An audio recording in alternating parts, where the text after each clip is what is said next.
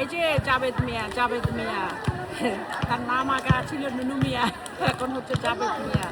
হ্যাঁ, তুমি যে ভাই আমার রিজিক নষ্ট করতে চেয়েছো, দেখো রিজিকের মালিক আল্লাহ। এই যে এইটা জানো, এটা তুমি কোটি টাকা দিয়ে, তোমার টাকা দিয়ে এটা তুমি কিনে পাবা না, কারণ এটা ভালোবাসার জিনিস। আমার এক আপা আমাকে দেখে সে পাশের দোকান থেকে ইউগাটা আমি পছন্দ করি, সে জানে আমি কোনটা খাই, সে কিনে নিয়ে আসছে।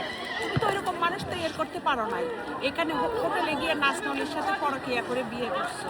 তুমি কীরকম ভাব যে তুমি তোমার নিজের কন্যা সন্তানকে লন্ডনের মধ্যে ছোটো ছোটো বাচ্চাকে একা রেখে ওই বেটির সাথে ওখানে ফষ্টি নষ্টি করতেছো, আমারে জ্বলাতে চাচ্ছ। গাছের গোড়া কেটে দিয়ে আগার বাতাস খাওয়া যায় না রে ভাই, গাছের গোড়া কেটে দিয়ে আগার বাতাস খাওয়া যায় না, ঠিক আছে? সো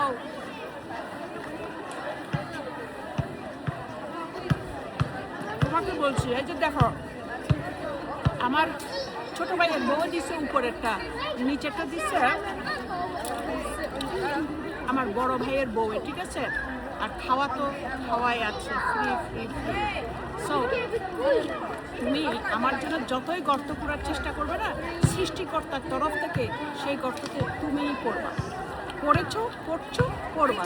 তুমি এই 4 ছেলে তোমার ঘাটিয়ে ধরার সুযোগ হবে না তো। তুমি ছেলে ছেলে করছো, কন্যা সন্তান বিদায় আমার বাচ্চাদেরকে মানে ঘৃণা করছো।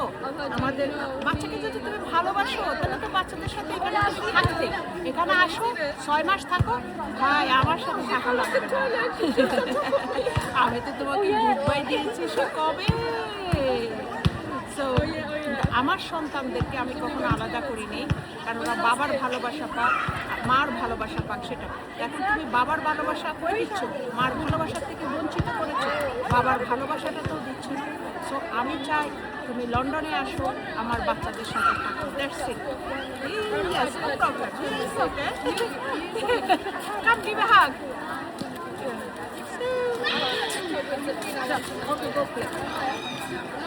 বাচ্চা বাচ্চা বাচ্চা, আমার কাছে বাচ্চার অভাব নাই, ওকে? আমার কাছে বাচ্চার অভাব নাই। তোমাদের ওই যে 4-5টা সন্তান মরার পরেও আবার ওই যে 4টা বেঁচে আছে, তারপরে তোমাদের সন্তানের অভাব দেখে তোমরা আমার সন্তানকে কেড়ে নিয়েছো। আমার কাছে অভাব নাই সন্তানের। আমি বিয়েতে ভালোবাসা হচ্ছে ত্যাগেই শান্তি। সো আমি ত্যাগ করে শান্তি দিতে চাই তোমাদেরকে, শান্তিতে থাকো। কিন্তু আমি মা, মনে রেখো আমি মিসেস চ্যাটার্জি, ওকে? আমি মিসেস চ্যাটার্জি। সো আমার বাচ্চাদের যখন কিছু হবে না, আমার বাচ্চাদের যখন কোনো কিছুতে সমস্যা হবে, তখন আমি গোলস তৈরি করব, সাপের মতন শিকল মারবো। আমার বাচ্চাদের কিছু হবে সেটা কিন্তু আমি মেনে নেব।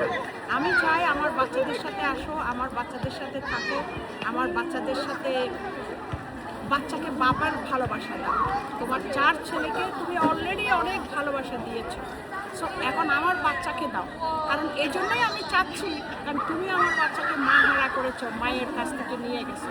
সেই জন্যই আমি তোমাকে বলছি যে তুমি আসো, ওদেরকে ভালোবাসো। ওরা যখন একটু বড় হয়ে যাবে, ওই বেটির কাছে আর ওই 4 ছেলের কাছে তুমি চলে যাবে, কোনো সমস্যা নেই।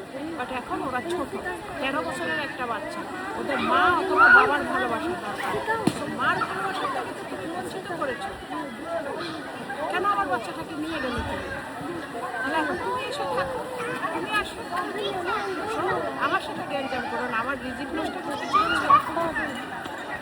আমার জীবন এই যে আকাশে বাতাসে গাছের নিচে কেটে যাবে। হ্যাঁ, এখানেও থাকা যায়, কিন্তু দেখেন ঘরের থেকে এখানেও আমি এমন একটা দেশে আছি যেখানে বলা হয় যে মানবতার দেশ, মানবতার দেশ, ঠিক আছে? এখানে তোমার মতন হিংস্র জন্তু মানুষ খুব কম, ঠিক আছে?